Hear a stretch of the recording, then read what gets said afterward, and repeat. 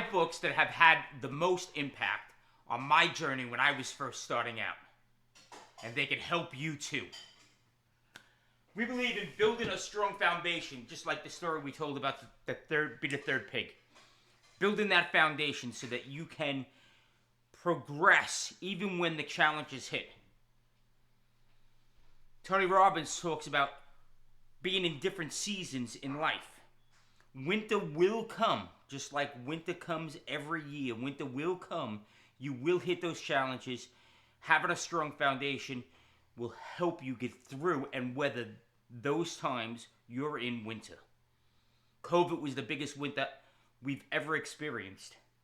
These 5 books helped me get through that time. Jump right into it. The Compound Effect by Darren Hardy. Love this book. Short, quick, easy read, easy to understand. A whole bunch of little stories about a little topics. 2 of the things that bounced out at me and helped me tremendously. His complete formula for getting lucky, page 31, right in the beginning. Preparation plus attitude plus opportunity plus action is a big piece there, plus action equals luck. I don't believe in coincidence, but I do believe in preparation. Preparation's just exactly what you're doing now. Expanding your horizons.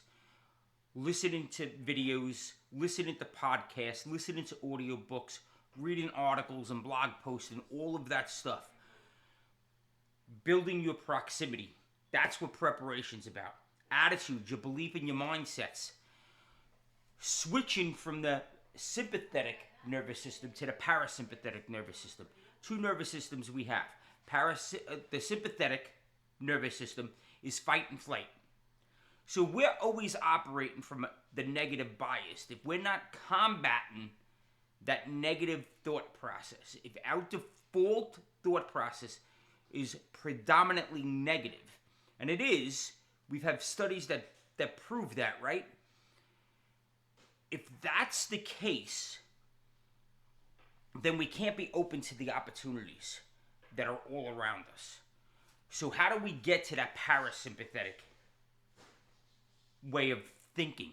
Operating from the parasympathetic, the rest and digest of our mindset.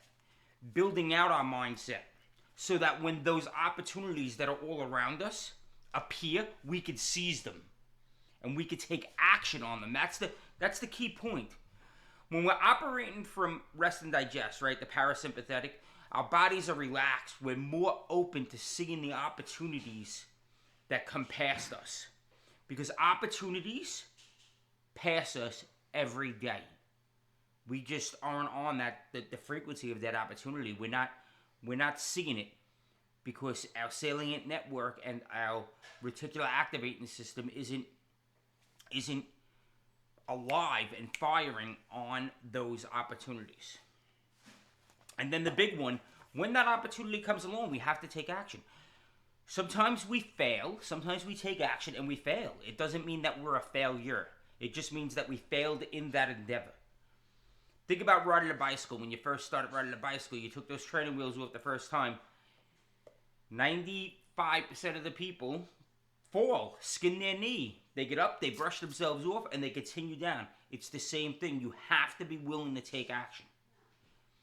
And action doesn't mean massive action all the time. Action sometimes means just a small little step. The second thing in this book that really hit home, he spoke about is scorecards. His version of a scorecard is, what's your intention? What's your goal? What do you want to improve in life? And then measure that. Every time you do something that affects that goal, measure it. Write it down. He suggests using I have all these little notebooks. He suggests using a little notebook like this. And if you're looking to lose weight, let's say, you write down everything you eat. Not necessarily tracking calories. Let's keep it simple. Breakfast, bacon and eggs. Then I had a handful of M&Ms. Then I had some cashews.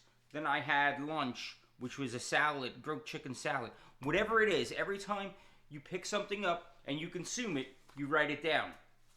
You want to be a more healthy person. You want to start running a marathon. Every time you do a workout to run that marathon, whether it's just a walk around the block or you walk down to the mailbox, or even if you just put your sneakers out to start the process, you write it down. Because where your focus is, energy flows. Where focus is, energy flows. Write everything down. You're looking to save money to buy an asset. Every time you spend money, 10 cents stick of gum, $3 cup of coffee, lunch, $7.50, like whatever it is, you write it down. I paid my mortgage today, $1,000, whatever it is, you write it down. As you track it, it does two things. It allows you to see where the money's going. It allows you to see what foods you're eating. But it slows the process down. It slows it down. You break automaticity, and you start really paying attention to what you're doing, as opposed to just picking up those M&Ms. If I have to write everything down that I'm consuming, when I stop to pick up those M&Ms, typically I would just walk by the bowl, pick them up, and it would happen automatically. Now I'm slowing that process down just a little bit. And I'm popping those M&Ms, but now I'm like, oh, do I really need these M&Ms? Are these M&Ms making me healthy? Is this the direction I want to go? It helps to break automaticity. Second book, The Go-Giver. The Go-Giver list, Bob Burke, by the way, is an awesome individual. I actually reached out to him. I was speaking to him once, and he was very receptive. He was very forthcoming with information. He really does want to add value to people's lives. So he writes out 5 laws. The law of value. When I first read this law, it blew my mind. I didn't understand it. And I probably had the same question you're going to have when you first hear this. And that law is, your true worth is determined by how much more you give in value than you take in payment. How much more you give in value than you take in payment. Pick the book up. If you don't understand that statement, pick the book up, read the book. I'm not going to give you the answers. You have to do the work. But when I wrapped my head around just that law, everything changed for me. The law of compensation. Your income is determined by how many people you serve and how well you serve them. Invest in people, seek to serve. It's right there on the wall. The law of influence. Your influence is determined by how abundantly you place other people's interests first. Again, invest in people.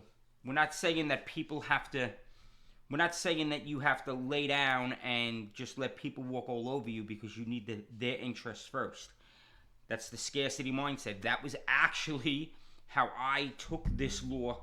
Like, what do you mean? I can't put people's interests before my own. I have to. It's kind of like that oxygen mask in the airplane, right? The oxygen mask falls, I have to put mine on and then the child's. The law explains it. I'm not going to give all the secrets away. You guys have to do some of the work. The law of authenticity. The most valuable gift you have to offer is yourself. Each of us have a unique ability, a unique gift, and it's, in my opinion, it's our job to put that out in the world so other people can benefit from it. The law of receptivity. The law of receptivity. I can never say that word. The key to effective giving is to stay open to receiving. The key to effective giving is to stay open from receiving. We're going to talk about another book in the future, The Law of Abundance, and it really kind of closes the loop on this. Who are you to prevent somebody from giving? You love giving. We all love giving, right? Think about when we help people and we add value to their lives, whatever that may be. It may be changing a flat tire for somebody that is in Walmart's parking lot. It may be a gift you give a family member. It may be you just have an extra tomatoes from your garden and you're bringing them to your neighbor. We all love giving and adding something to other people's lives. A lot of us, and I have a hard time with this, is when somebody wants to give me something, I'm like, nah, don't worry about it. It's all right. It's okay. This is just what I do. No, because now I'm preventing them from giving. He does a very good job in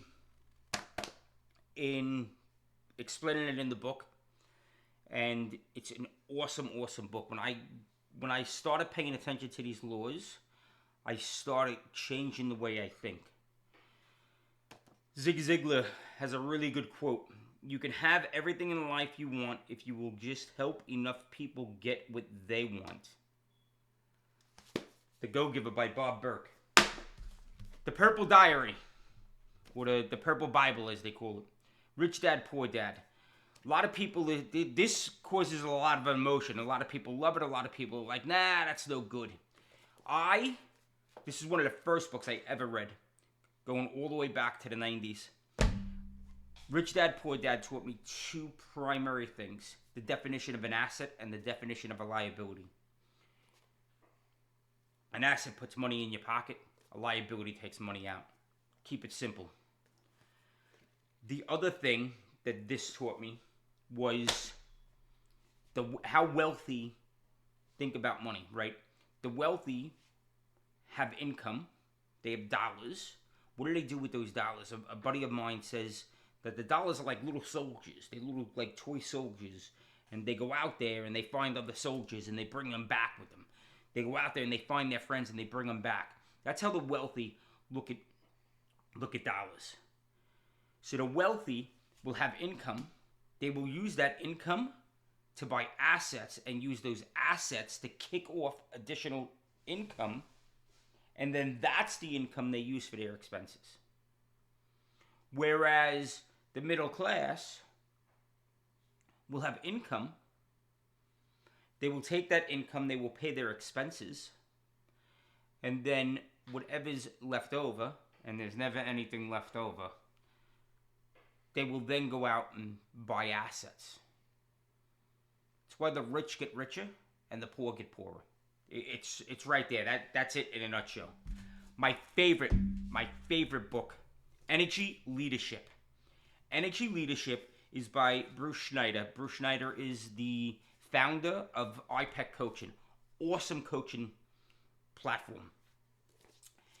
Bruce came up with the 7 levels of perception. The 7 levels of perception was my first real taste of what mindset was. My first real taste of changing my mindset, of forming my mindset. 7 levels of perception. How do you perceive the things that are going on around you? Have you ever been standing next to a friend? You go to the movies, and you both come out of the movies, and you think the movie was great, and your friend's like, that movie sucked. Or you're standing next to somebody, and there's a commotion in the store, and your version of what happened and their version of what happened are completely different. 7 levels of perception. Where are we coming from? When you grasp this, it's amazing. The last one on my list. This is another awesome book. I only have the digital copy, so I got this little sheet, The Slight Edge by Jeff Olson. This book is responsible for me getting 1% better every day. It's where I was exposed to the 1% better every day formula, and it's 1% better over 365 days is the equivalent of 37 times better. So in a year, January 1st, I start getting 1% better every day. By December 31st, I'm 37 times better than I was when I started. This is the epitome of small little steps, those small steps. They don't seem like anything in the moment. It almost seems boring or redundant or silly, but those small steps lead to massive advancements. He's got a quote in here that I read when I do my seminars, and it's, when you take and retain full responsibility, even when others are wrong or the situation is genuinely unfair, You keep your life's reins in your own hands. Taking responsibility liberates you. Taking responsibility isn't always easy, but it is always empowering. Excuses aren't an option, no matter how much fact and reality you lend to them or how impossible the situation may be. That last part, taking responsibility, isn't always easy, but it is always empowering. That wasn't Jeff's quote, that was my quote. But taking responsibility liberates you. It keeps your life's reins in your hands, even when it's not your actual fault that something happened. When you lay blame on someone else, even if they're truly at fault, you start giving up your power, your control over your life. That's what he means by this. The Slight Edge also talks about just little incremental things that you can do. The slight edge, right? Just constantly taking that small little action. If I'm doing a set of push-ups, right? Just do one more push-up. Or if I'm run one more block. Just those small little things that seem nuanced at the time really start building up. This is kind of the second course to this. This gives you the idea. This really hammers home, the Slight Edge hammers home the message of the Compound Effect. 5 books that have helped me: The Compound Effect, The Go-Giver, Rich Dad, Poor Dad, Energy Leadership. Dude, this is the book. And The Slight Edge. Guys, build your foundation. Start acting like the third pig. Be ready for winter. This is one of the things you could do to do that. It's helped me. It will help you. We live up here in the numerator, not down here in the denominator. Go out there today. Be unstoppable! And absolutely crush your day.